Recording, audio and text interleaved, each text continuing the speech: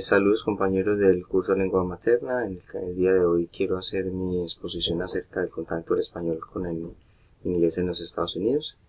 Quisiera hacer mención de varios pasos en los cuales quiero hacer referencia, los orígenes, temas como por ejemplo los principales migrantes en Estados Unidos, los anglicismos, el Spanglish,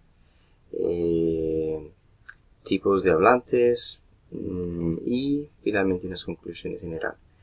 Para comenzar quisiera decir que el primer asentamiento europeo en los Estados Unidos se realizó en el año 1565 en lo que hoy se conoce como Florida. Florida en ese entonces fue un enclave muy importante para los españoles. Hubo después una disputa entre los británicos y los españoles, cediendo estos al nuevo país que se formó después de la guerra de independencia entre 1776 a 1783. Los primeros, registros del español en los Estados Unidos se remontan a los primeros años del siglo XX por Aurelio Espinosa, quien, encontró 3 dialectos en el sur de Colorado y en parte de Nuevo México, en lugares como el Valle de San Luis, Santa Fe y Albuquerque. Él encontró allí, o identificó ciertas características, la omisión de consonantes nasales, como la palabra cuando, diciendo cuado, la aspiración de la S en la palabra quise, diciéndose en ese entonces quille, cierre vocálico en la palabra quiero, diciendo quier, y finalmente dijo, o en ese entonces, que el español se consideraba una lengua secundaria. Ahora quisiera hacer mención acerca de algo que se conoce como los anglicismos, que en ese entonces se manejó bastante por Aurelio Espinosa. ¿Qué es un anglicismo? Es un vocablo tomado de una palabra de un idioma extranjero con un uso frecuente. Dichos anglicismos son comunes hoy en día. Palabras, como hágalo anyway o te ves ok, son claros ejemplos de los anglicismos, y en unos minutos daré unos detalles más a fondo de lo que son los anglicismos. También quisiera hacer mención, aparte de lo que fue la inclusión de las comunidades latinas en los Estados Unidos, dividiéndose principalmente en 3 grupos, en este caso los mexicanos, los puertorriqueños, cubanos.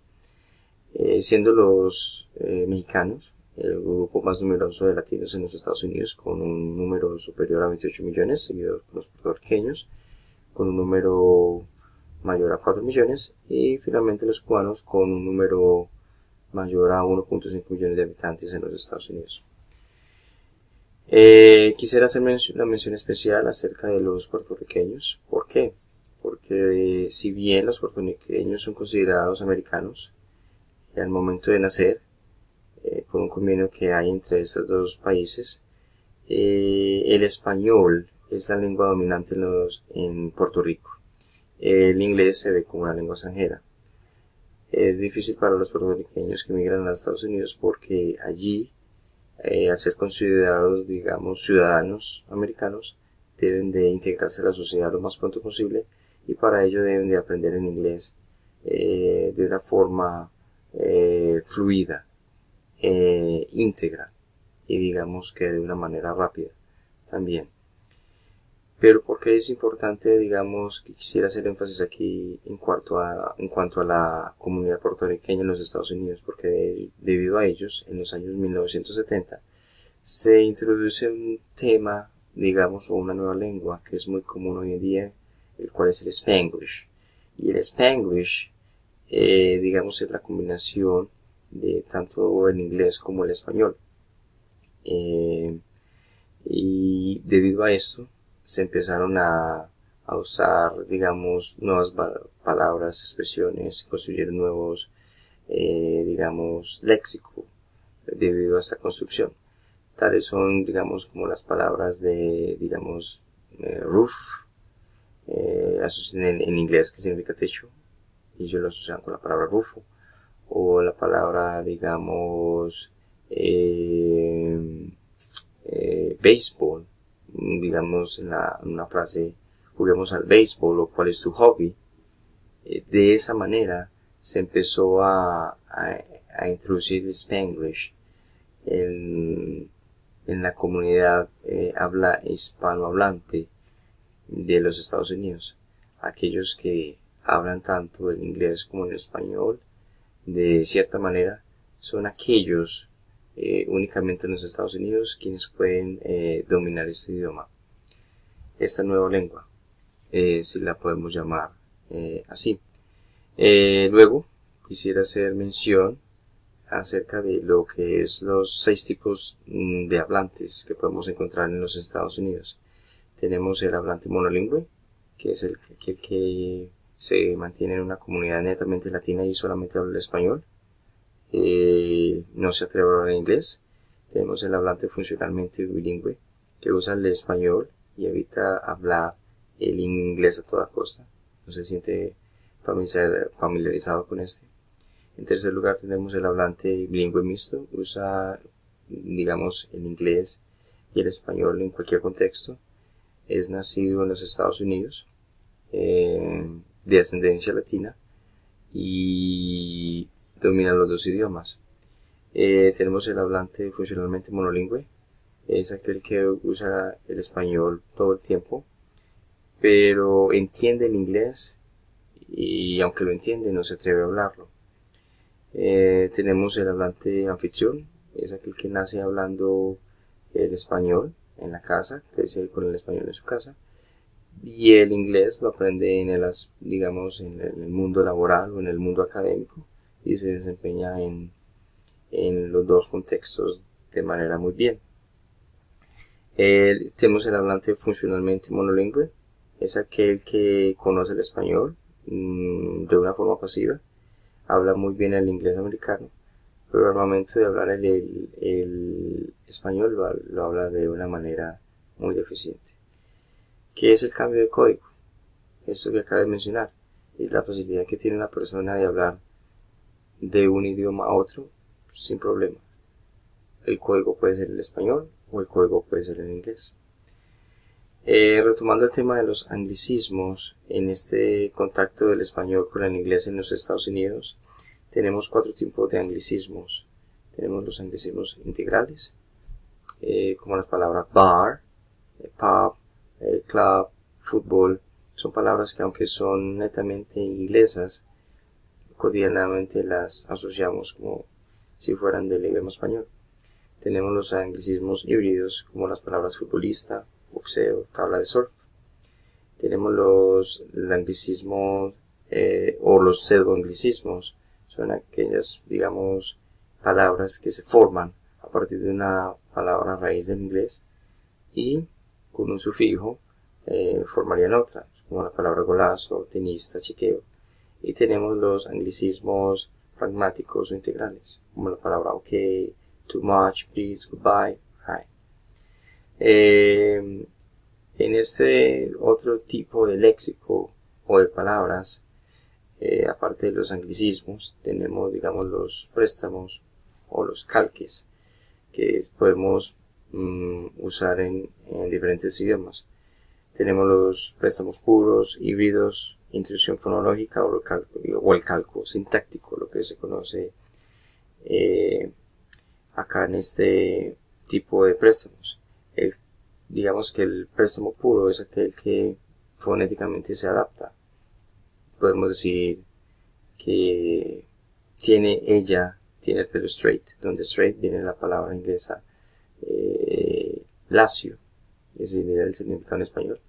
O otro ejemplo sería él está montando su motorcycle, asociándolo con la palabra motocicleta del español. Un ejemplo de los híbridos sería lo tripeo, viniendo del verbo trip, en inglés, que significa tropezar.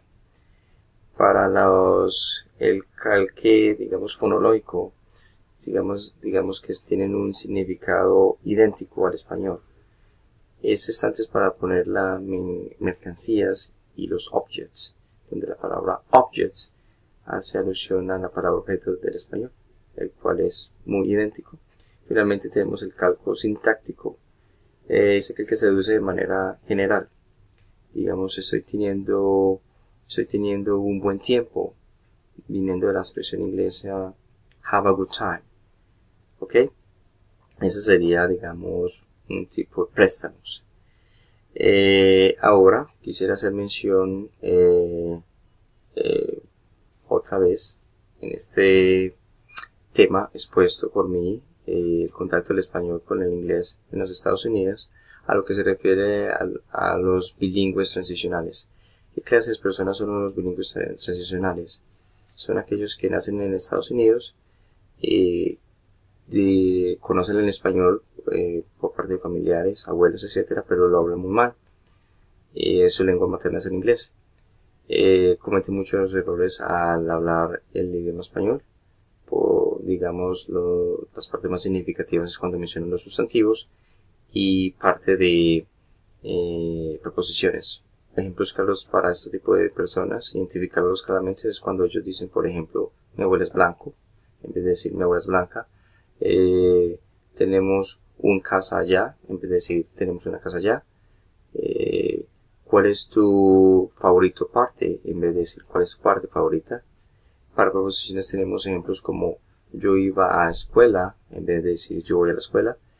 O tengo miedo de exámenes, asociándolo a tengo miedo de exámenes. Finalmente he podido, digamos, concluir en este capítulo del contacto del español con el inglés en Estados Unidos que si bien el español ha aportado, digamos, mucho al crecimiento del país, el español se considera como una segunda lengua en Estados Unidos, siendo dominante obviamente el idioma inglés. En cuanto al Spanglish, sí se considera, digamos, una nueva lengua en los Estados Unidos.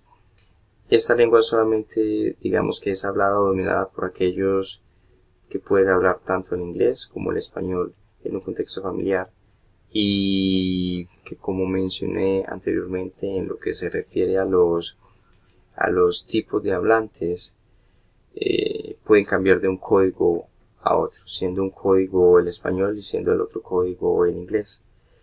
Y ha creado mucha polémica en los Estados Unidos el tema del Spanglish. Digamos que el Spanglish no es que sea una criollización en Estados Unidos, sino que mucha gente lo ve como una necesidad. Finalmente quisiera hacer mención que el idioma español se habla en 4 continentes, como Europa, las Américas, África y Asia. Esta ha sido mi exposición acerca de el contacto del español con el inglés en Estados Unidos. Espero sus comentarios, su retroalimentación y hasta la próxima. Muchas gracias.